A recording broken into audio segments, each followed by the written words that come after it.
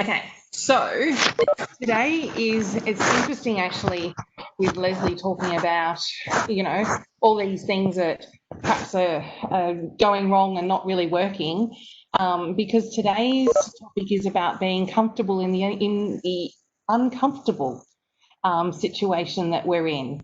So there's so much to feel uncomfortable about at the moment, isn't there? And normal level of comfort is really being challenged on a daily basis as well. So for me, the discomfort is about not being able to see the people I care about. After hearing I'm doing a personal bit at the moment. After hearing the press conference on Sunday, I had 10 minutes of I think it was like this total despair, around the extended restrictions. It really, really did hit. But then I decided that I had a choice and I needed to somehow find some peace and some comfort through this time.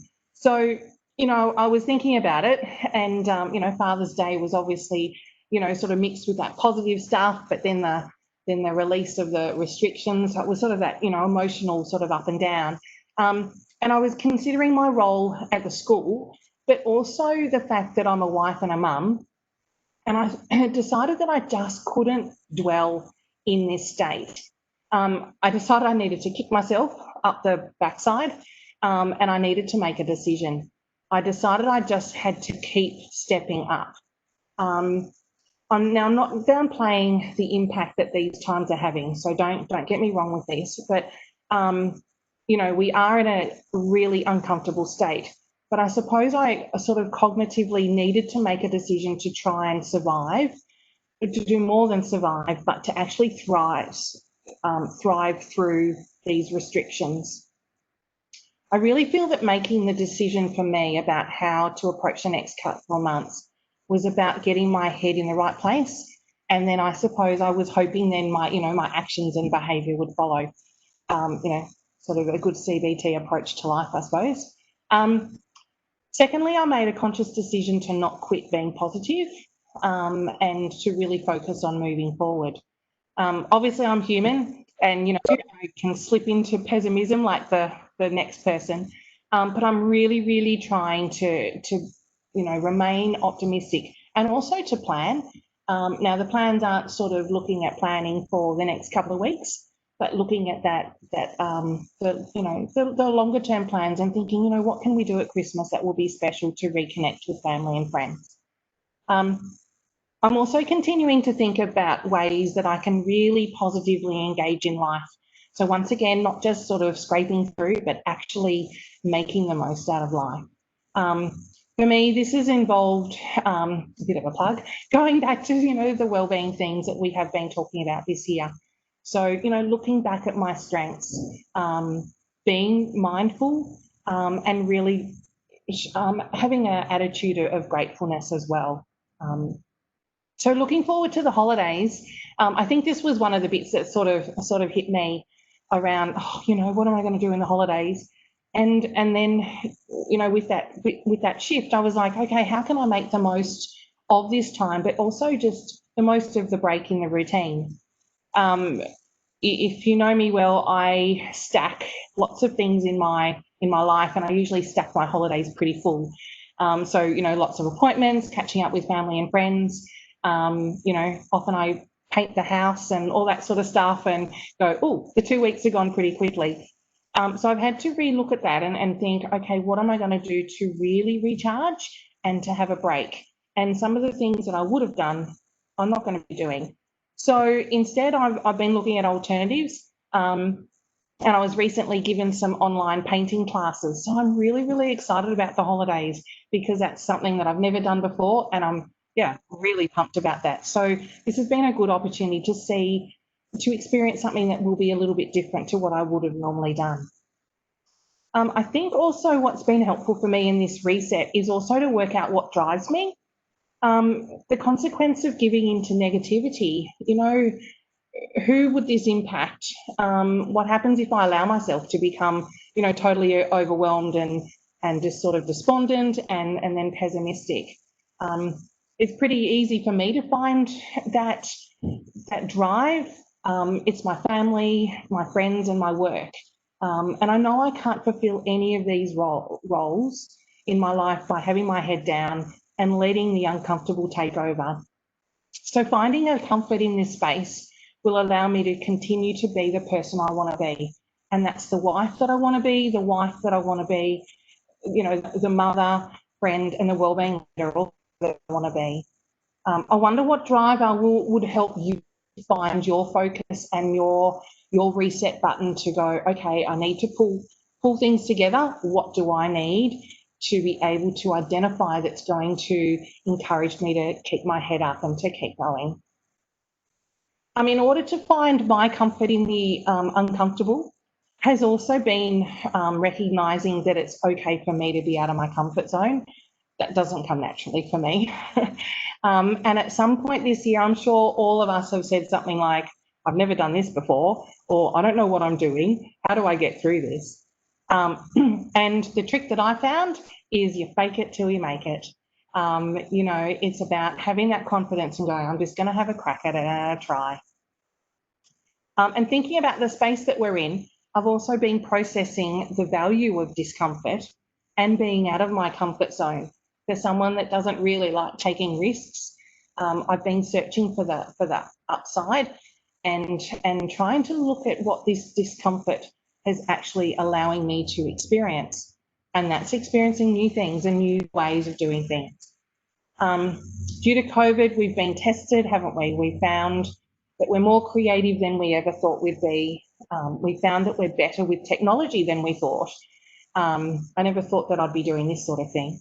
And we found that there are new ways of doing old things. And we thought also, why do we do it that way? Is there a better way? There's actually value in this. And, you know, going to the psych sort of perspective for a sec, you know, our neural pathways are actually new neural pathways are formed when we're doing something different, and being in new and unfamiliar situations triggers our brain and dopamine's actually released. So there is actually a really good byproduct of doing things that are new. So, you know, so few of us actually enjoy being uncomfortable, but I feel the challenge is to get past that initial sort of feeling of discomfort and trying to fight the urge to go back to the norm. Rather than that is to be open to the present and to grow from the discomfort. You know, it might be interesting what we actually, how we come out the other side. We might be surprised with the skills and, you know, the changes that we've adopted. Being comfortable with the uncomfortable also means that I've been surrounding myself with positive and like-minded people. Having a support network who are positive and not focused on the doom and gloom is really important to me. I know, you know, some of those conversations that go into the doom and gloom, the impact, you feel it sort of filling you up. And having conversations about anything but COVID is really refreshing. Lastly, I've really tried this week to focus and to search for positives. Rather than focusing on what I'm missing, which is really easy to do. You know, our eldest daughter moved in with her partner just at the start of stage 4, and they only live 20 kilometres away, but we can't visit.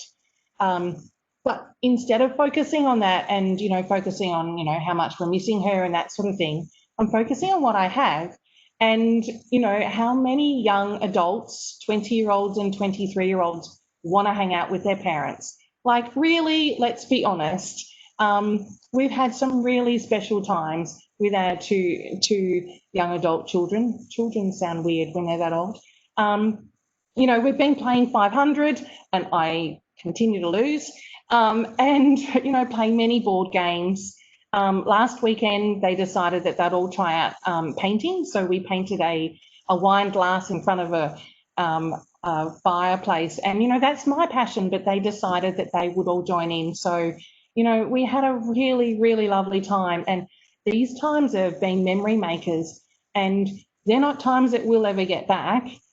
because we won't be put into this situation because their busy lives will take over.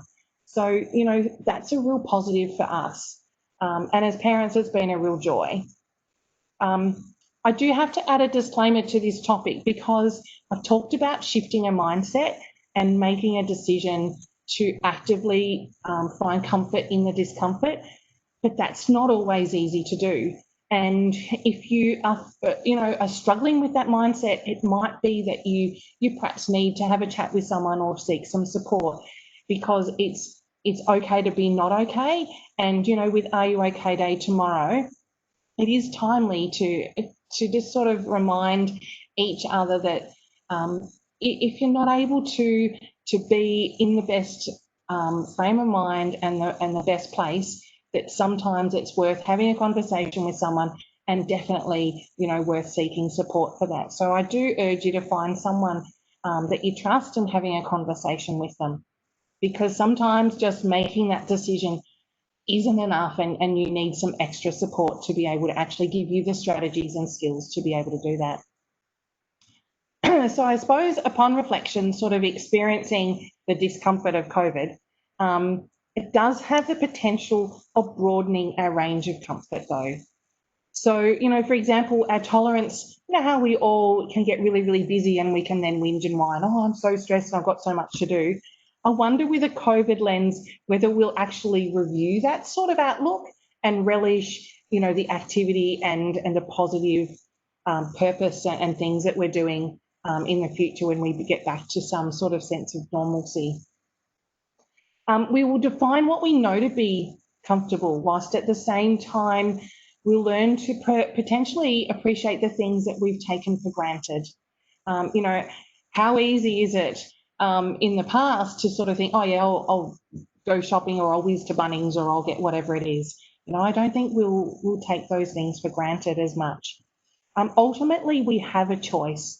We have a choice to find courage, awareness and understanding, and that allows us to see problems and hurdles for what they really are. And they potentially are opportunities for growth and for learning.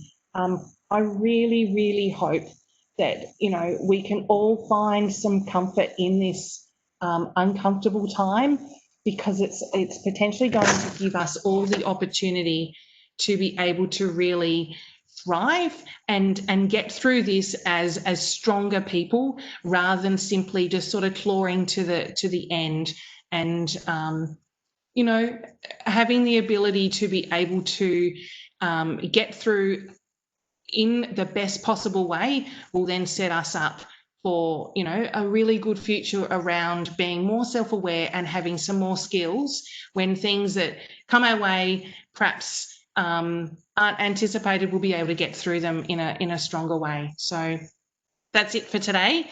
Embracing the uncomfortableness to be able to get through and be comfortable in that, and to be comfortable in a out of control way, but finding that out of control is going to be okay as well. So cool. Thank you.